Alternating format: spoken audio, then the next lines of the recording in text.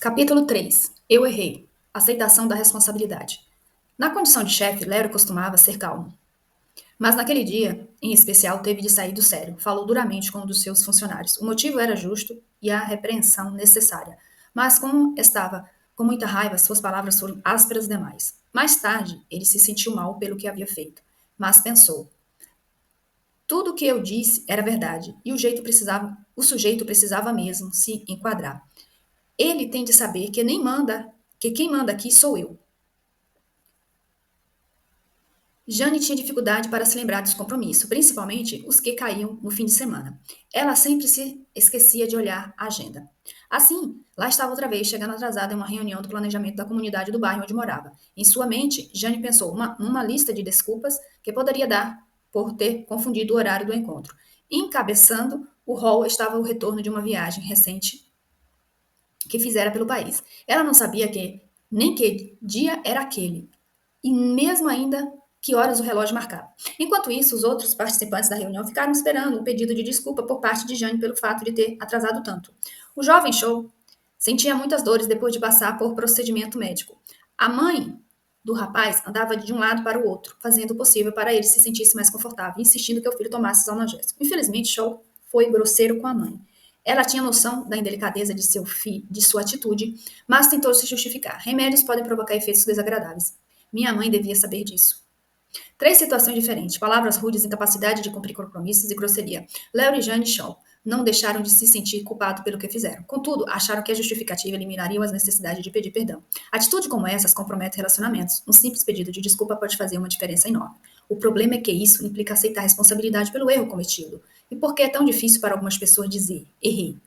Com frequência, nossa relutância em admitir um erro está vinculado ao valor que atribuímos. Reconhecer o erro pode dar a impressão de fraqueza. Por isso, pensamos assim: só os tolos admitem erros. Os inteligentes tentam mostrar que agiram de determinada maneira porque tinham bons motivos.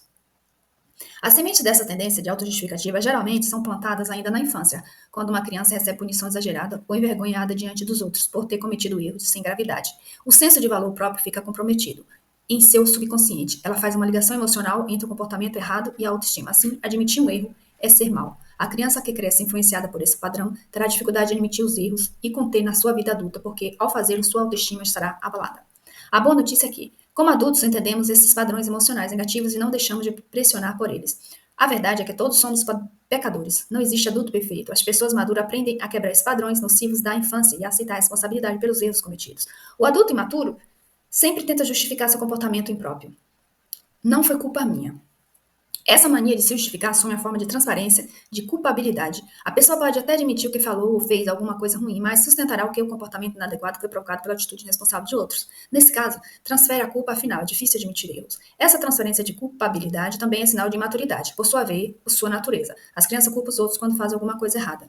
Eu, Gary, lembro-me de algo que aconteceu quando meu filho, na época dos 6 anos, teve que explicar por que havia derrubado um copo estilhaçado no chão. Ele deu esta explicação, caiu sozinho. Até hoje minha esposa e eu brincamos com isso. Quando um dos dois faz alguma coisa errada, dizemos, aconteceu sozinho. Ambos sabemos que é uma brincadeira, mas na verdade é que é bem mais convincente transferir a culpa para os outros.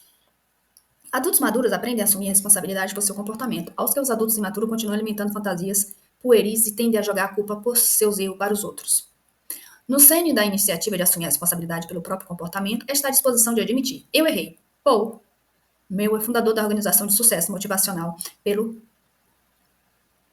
Canjica para a Alma Feliz. Afirmou: um dos mais importantes fatores para o sucesso é a disposição de admitir quando estamos errados. Concordo com o Dr. Spencer Johnson, que diz: poucas coisas são tão poderosas quanto o bom senso. A sabedoria é a força de admitir quando se comete um erro e esclarecer a verdade. Aprender a dizer eu errei é um passo importante para se tornar uma pessoa responsável e bem-sucedida. A mulher à porta. A blogueira Andrews relata uma história comovente. Este, meu filho mais novo, tem 10 anos, sofre de epilepsia e paralisia cerebral e usa uma cadeira de rodas. Ontem, enquanto meu marido ajudava a colocar Eixa e sua cadeira de rodas no ônibus escolar, uma jovem começou a ultrapassar.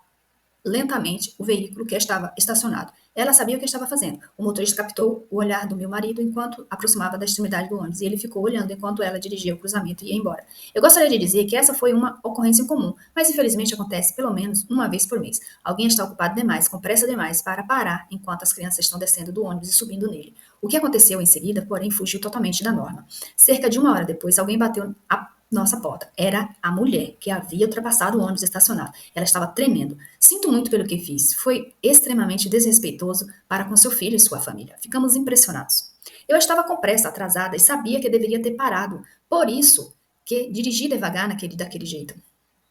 Mas eu só conseguia pensar no lugar onde precisava chegar. Lamento muitíssimo. Sim, ela sem dúvida havia feito algo errado. Aliás, ela havia desobedecido à lei, mas nunca vi alguém com tanta dor e remorso. Não pude acreditar que ela teve tamanha coragem a ponto de vir na nossa casa para pedir perdão, mesmo sem saber qual seria a nossa reação. O que impressionou o fato foi que ela estava assumindo total responsabilidade por seus atos. Com que frequência isso acontece? Ela estava à nossa porta, tremendo de angústia pelo que havia feito. Ela precisava ouvir o que tinha sido perdoada. Muito obrigado mesmo, fico feliz por isso, disse-lhe meu marido. Ela sorriu, levemente, mas agradecida. Pediu perdão outra vez e se foi. Acredito que todos nós saímos dessa experiência melhores do que maior apreço pela força do ser humano. É como se ele nunca errasse. Ao dizer cometi um erro, a mulher à porta estava admitindo sua falta. Muita gente precisa ouvir essa palavra. Eu estava errado e assumo a responsabilidade como parte do processo de reconciliação. Compreender essa realidade pode fazer toda a diferença no mundo quando se deseja, de fato, pedir desculpa por um erro cometido. Joey e Rick foram ao meu consultório depois de 5 anos de casamento. Em termos financeiros, tudo estava indo bem. Rick conseguiu um bom emprego depois de se formar na faculdade. Joey trabalhou tempo integral nos primeiros 2 anos de casamento. Até que nasceu o primeiro filho. Os pais de ambos viviam na cidade e ofereceram para tomar conta do bebê. Assim, Rick e Joey podiam passar bastante tempo livre juntos. Veja o que ela disse. De fato, nossa vida era maravilhosa. O único problema é que Rick nunca está disposto a pedir desculpa. Quando fica chateado porque alguma coisa não foi feita do seu jeito que ele queria, fica com raiva e me destrata. Em vez de me pedir desculpa, de se desculpar e me pedir desculpa por estar com raiva, é como se ele nunca errasse. Em seguida, pedi a Ricky para que falasse. Acho que seja certo pedir desculpa por alguma coisa quando a culpa é da pessoa, disse ele. Fico furioso mesmo, mas é porque ela me critica e faz com que eu me sinta um péssimo pai. Fico tanto tempo quanto posso com o nosso filho, mas toda semana ela resmunga e me repreende falando coisa como: seu filho nem vai reconhecê-lo se você não passar mais tempo com ele. Preciso trabalhar muito no emprego que tenho e quando chego em casa estou exausto. Preciso de tempo para baixar o ritmo. Não dá para ficar andando pela casa por 2 horas para brincar com o Ethan. Eu nunca pedi que você ficasse 2 horas com ele, retrucou Joe. 15 minutos já seria um bom começo. É disso que estou falando, ele respondeu. Se eu passasse 15 minutos, tenho certeza de que você ia pedir que eu ficasse 25 na semana que vem. Por mais que eu faça, não consigo agradá-la, nunca. Ficou evidente para mim que os comentários de dois estavam abalando a autoestima de Rick, que ele queria ser um bom pai, mas coisas que eles diziam sugeriam que ele era um fracasso. Não estava disposto a aceitar aquela opinião, de maneira que encontrou de expressar sua mágoa foi usando palavras duras na hora do desabafo. O fato é que tanto Joe quanto Rick precisavam pedir desculpas um ao outro, mas havia o problema. Nenhum dos dois achava que tinha feito alguma coisa errada. Nenhum deles tinha a intenção de magoar. Contudo, ambos eram culpados por tratar o outro de maneira indelicada. Como Rick cresceu na sessão em que recebi, não demorou muito para descobrir por que o comentário de Joey sobre a necessidade dele passar mais tempo com Ethan havia provocado uma reação tão negativa. Ele cresceu num lar em que o pai era ausente a maior parte do tempo. Seu pai costumava sair de casa no domingo à noite e voltar na sexta-feira à tarde. Passava os fins de semana jogando golfe e assistindo aos eventos esportivos. Rich tinha jogado golfe com o pai algumas vezes na época do ensino médio e de vez em quando assistia alguns jogos da partida juntos de futebol. Mas Rick terminou a faculdade com a sensação de que ainda não o conhecia bem. Prometeu a si mesmo que isso não aconteceria quando fosse pai.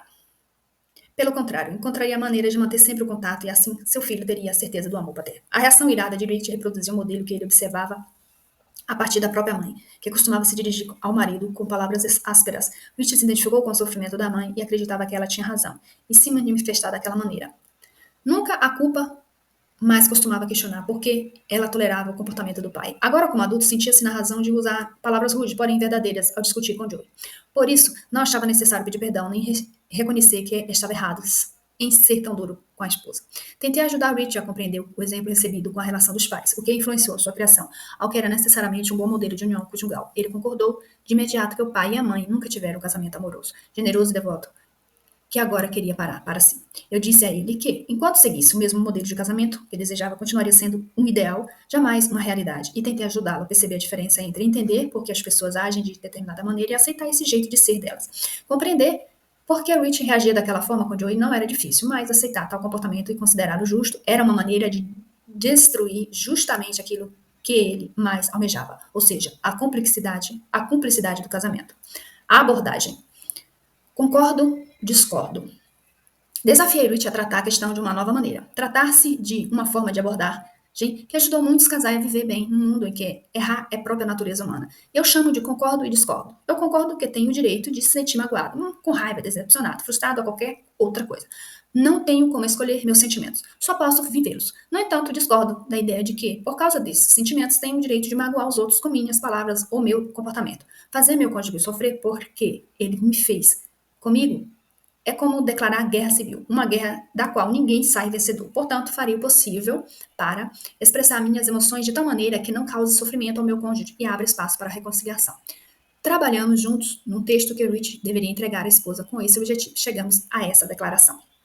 Querida, amo muito você e o Ethan, mas mais que qualquer coisa. Quero ser bom marido e bom pai. Talvez queira tanto isso porque não tive um relacionamento tão íntimo com meu pai e vi a minha família brigando o tempo todo. Assim quero compartilhar algo que me dói por dentro. E peço que você me ajude a encontrar uma solução.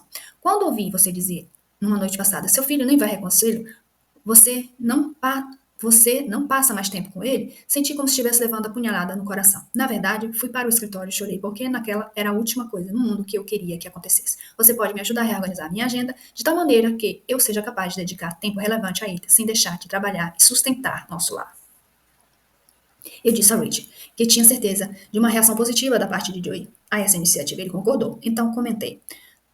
Trabalho com a pessoa há muito tempo, por isso sei que o simples fato de ter um plano novo não é suficiente para determinar o fim de vários problemas. Há alguma chance de, nas próximas semanas, você voltar ao antigo hábito de dirigir palavras rude a Joe com reação ao comentário que ela faz. Não que você tenha a intenção de fazê-lo, mas porque acontece involuntariamente. É nessas horas que pedir perdão se torna tão necessário. Acho que você concorda que gritar com a esposa não tem nada de gentil, amável, carinhoso e positivo. Witilo balançou a cabeça. Concordo. Além disso, está errado. Lembrei a ele que, no Novo Testamento, exorta o marido a amar e a cuidar da esposa, bem como suprir as necessidades dela, da mesma maneira que Cristo fez pela igreja. Efésios 5, 25, 33. Gritar com a esposa não faz parte da fórmula para um casamento bem-sucedido. Continuei. Rich concordou novamente. Portanto, quero que você aprenda a dizer estas palavras. Perdi o controle ontem à noite, gritei com você e disse coisas muito pesadas. Errei. Não foi nada carinhoso, nada amável e nada gentil da minha parte fazer aquilo. Sei que a magoei demais e sinto muito, pois não é essa a minha intenção. E quero pedir que você me perdoe. Sei que errei. Ele escreveu tudo em seu smartphone. Oramos juntos e pedimos a ajuda de Deus. Rich faria o possível para colocar em prática aquela nova maneira de lidar com a mágoa e da raiva. Foi uma sessão bem pesada, mas senti que ele estava abrindo o coração à possibilidade de mudança. Desafio de Joey. Perdoar. Minha sessão com Joey foi a mais complicada. Não que ela se recusasse a melhorar o casamento, mas porque achava quase impossível entender como um homem era capaz de ser tão rude com a esposa na hora da raiva. Ainda assim, a amar de verdade. Para ela, as duas coisas eram incompatíveis, ou seja, Joey já havia chegado ao ponto de questionar o amor do marido. Manifestei minha solidariedade com a angústia pela qual ela passava, mas tentei ajudá-la a compreender que ninguém é capaz de amar com perfeição. Sim, de fato, quem ama de verdade nunca deve magoar a pessoa amada, mas nenhum de nós consegue alcançar esse ideal por uma razão muito simples: somos imperfeitos. A Bíblia deixa isso muito claro: somos todos pecadores. Romanos 3:23. É por essa razão que devemos aprender a confessar nossos pecados a Deus e à pessoa contra quem pecamos. 1 João 1:8, 10. Os bons casamentos não dependem de alcançar a perfeição, e sim a disposição de admitir os erros e pedir perdão. Em tese, Joey tinha tudo para concordar com o que eu estava dizendo. Fora criada na igreja e conhecia bem essas verdades bíblicas. Mas a dor emocional que sentia por causa das palavras rudes de Luiz tornava difícil para ela abrir o coração e perdoá-lo. Principalmente porque ele nunca pede desculpas, afirmou. Concordei com Joey. Pedir desculpa era uma forma mais simples e integrante do processo de perdão e reconciliação. Perguntei o que esperava ouvir com um autêntico pedido de desculpa. Quero que seja sincero, respondeu. Não basta ele chegar e dizer, sinto muito ter magoado você. Quero que admita que errou comigo. Isso é que a mágoa me magoa mais. Como ele consegue fingir que não aconteceu nada e nunca pedir perdão? Como não consegue perceber que é errado gritar com as outras pessoas. Durante a meia hora seguinte, Joey e eu conversamos sobre a relação que há entre a mágoa e a autoestima. Tentei explicar o histórico emocional familiar de Rich e por que os comentários que ele fazia, sugerindo que o marido não era um bom pai. A magoava muito. Podiam até ser verdade, pelo menos na concepção de Joyce, mas para ele funcionava como bombas verbais que explodiam dentro da alma. A reação natural de Rich era contra-atacar o mesmo que fazia a mãe ao fazer com frequência. Mas se fôssemos criados a partir desse modelo, será que conseguimos mudar? Ela o perguntou. Essa é a parte mais maravilhosa da natureza humana, respondi. Somos todos capazes de mudar, especialmente quando pedimos ajuda a Deus. Acredito que Rich é sincero e que, quando pedimos ajuda, quando está começando a entender um pouco mais sobre si mesmo, também acho que você verá mudanças significativas no futuro. Espero que sim, disse Joey. Eu amo muito e quero que nosso casamento dê certo. Sei que a coisa está complicada, mas espero que não seja tarde demais. Terminamos a sessão falando sobre como Joey deveria manifestar de maneira mais positiva suas preocupações em relação ao tempo que o Rich passava com o Ethan. Assim, a autoestima do marido não seria tão abalada. Expliquei que, agindo assim, as sugestões que ela apresentasse a Rich provavelmente não seria mais interpretada como cobrança. Uma sugestão, um pedido, é bem diferente de uma exigência. Refletimos também sobre aquilo que ela poderia pedir a Rich. Aqui está parte da lista que elaboramos. Dá para você brincar um pouco com o Ethan enquanto eu termino de fazer a comida? Vamos caminhar os três juntos depois do jantar. Dá para ler uma historinha para Ethan enquanto arrumo as coisas para o banho dele? Você poderia brincar mais tarde com Ethan no quintal por alguns minutos? Percebi que a Joey assimilava melhor a ideia de fazer pedidos específicos do que reclamações generalizadas. Então, eu desafiei. Não mais do que um pedido por semana, estar bem. E quando ele brincar com o Ethan, sempre elogie a iniciativa. Diga como está orgulhosa de Rich como pai do seu filho. E como é grata por ele cuidar do menino enquanto você cuida da comida. Não permita que nada passe despercebido, nem deixe de incentivar. Como Rich, desse modo, deseja ser bom pai. As palavras incentivas fortalecerão a autoestima dele. Assim, os dois estarão contribuindo para um ambiente emocional positivo no lar. As 4 sessões seguintes com Rich e Joey foram tão produtivas quanto as 3 primeiras. É empolgante vê-los descobrindo coisas novas a respeito do outro, reconhecendo os erros que cometeram. Antes e desenvolvendo novas formas de reação, Rich aprendeu a admitir seu erro quando falava rapidamente com Joey. Ela, por sua vez, aprendeu a dizer: errei, sinto muito, por tê-lo magoado quando vacilava e fazia comentários negativos sobre habilidades do seu marido como pai. Ficou evidente, ao longo do processo, de aconselhamento, que a linguagem do perdão primordial de Rich era a manifestação de arrependimento. O sinto muito. Quando a esposa dizia essas palavras, ela o perdoava na hora.